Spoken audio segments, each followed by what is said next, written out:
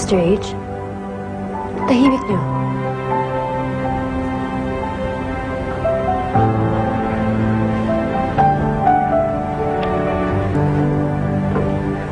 Seth?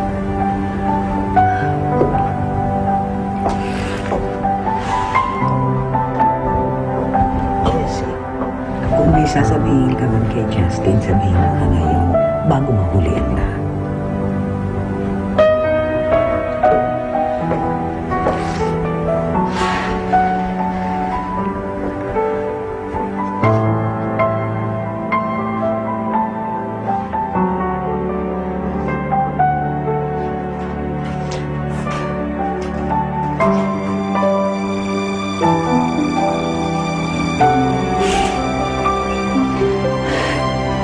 Justin.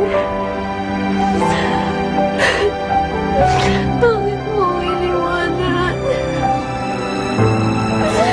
Mahal na mahal kita.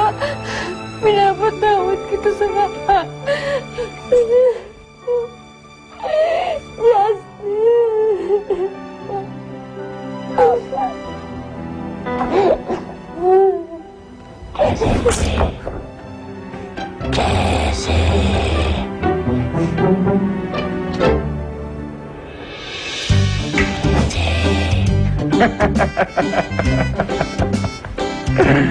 Mahal mo ko?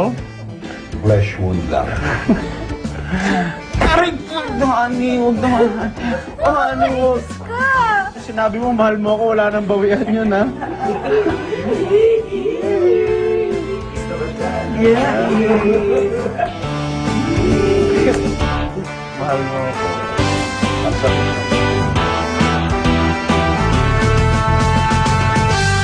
Another what is sabihin breaking news. Justin Lazatin, ligtas na. Alis ka? Base na ako sa New York. Wala nang rason para magstay pa ako dito eh.